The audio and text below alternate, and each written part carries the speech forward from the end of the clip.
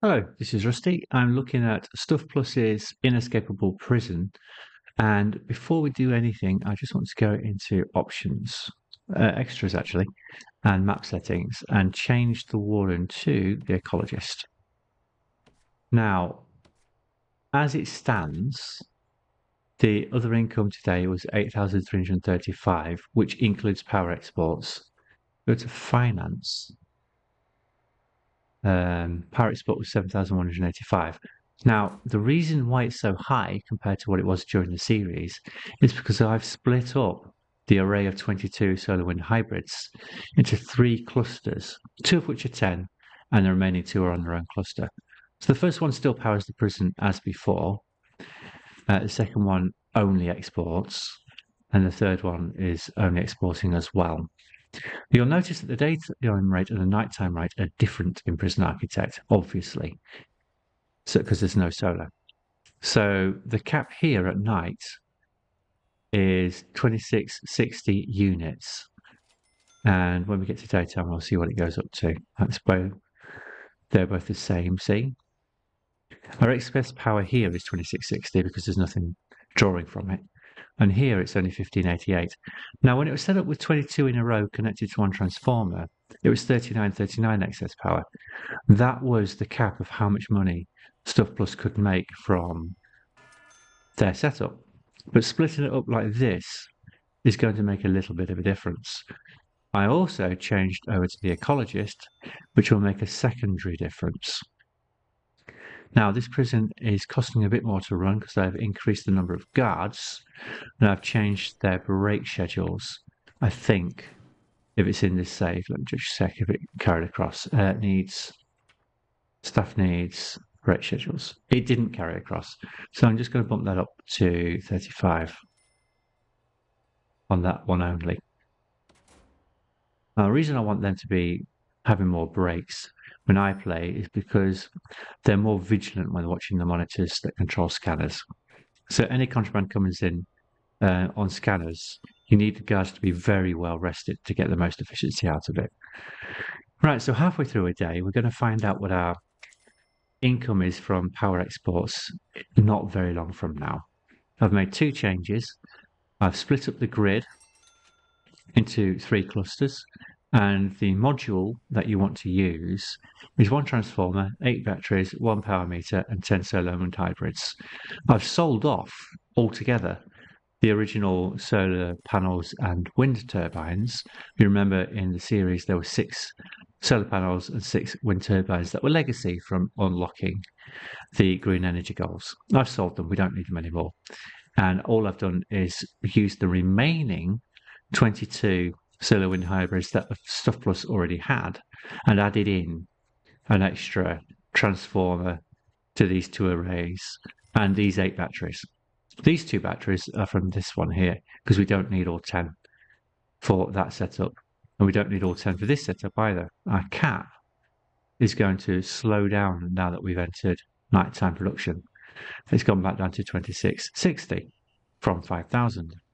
So you see that we are filling up that 8th battery, but it is not going to complete before we reach the end of the day, which means we can save a little bit of money setting this up by not buying batteries 9 and 10. We just don't need them. We're 78, 79, 80.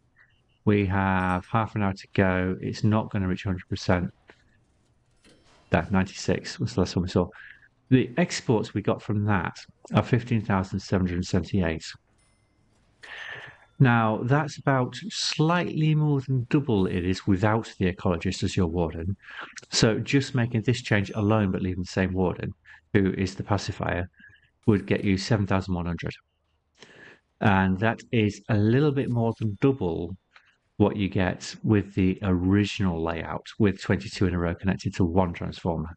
So I've already paid for these 2 transformers, 2 power meters, and 8 batteries.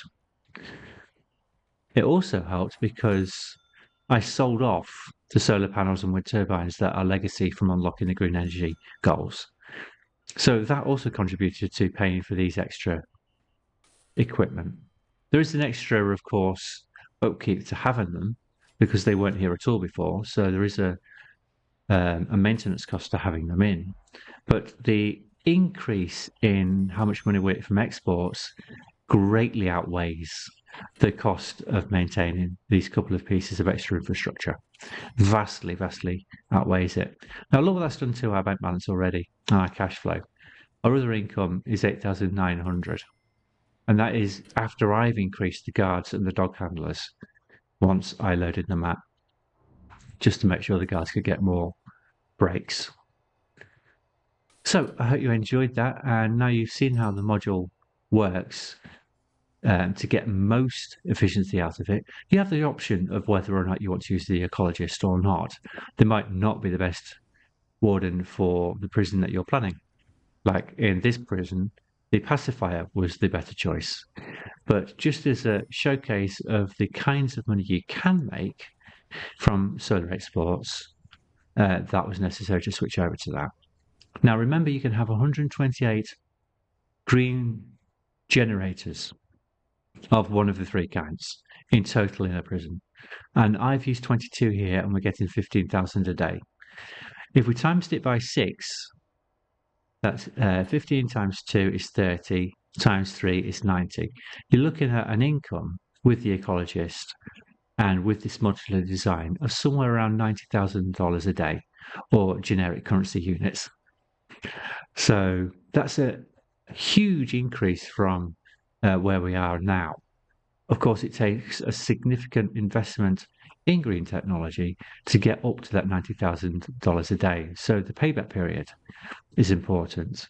You shouldn't rush out to build them all in one go.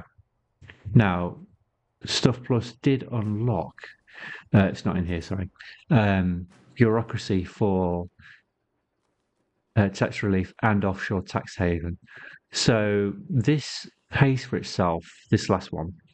Essentially, when you get to how much it costs to buy it, 50,000, the payback period isn't too bad once you're making that kind of gross income per day. This is, let's go to finances again. How much are they making per day? Can't see it. There it is. Income column, they are making 47,000 a day. So that grant is well worth it at this point. They might have jumped in slightly early when they paid for it, but they were getting to the end of the playthrough anyway. So just for completeness, it's not surprising that they opted for it then. Now, it costs 41,000, so there's not a lot of net income left. Corporate taxes there are $58. That's 1%. Actually, it looks like 1% of this, doesn't it? 1% of net. So actually, it might not make that much difference because it's costing so much to run this prison with it being Supermax, and it's designed to attempt to be inescapable. Those policies might not actually be good value. The payback period might be very, very long.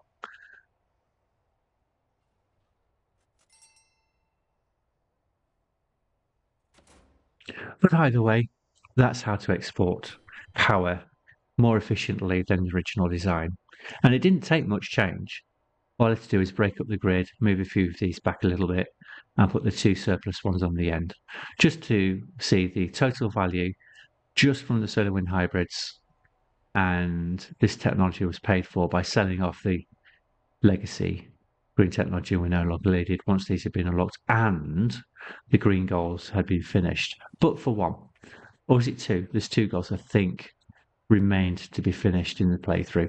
One's because weather's not on, and the other is because prisoners need to do Green Energy Goal 6, which is to pass the solar panel development program. This in itself helps reduce reform rates, as you can see. The percentile bonus to reformation rates for completing the program will be increased, currently at 25%. That's a bonus to reform rates. And it increases if you get them to pass that program. And the more they pass it, the lower their reform rate is. Well, yes, that's right, because it's in lower is better in this game. Okay, I'll see you next time. Goodbye.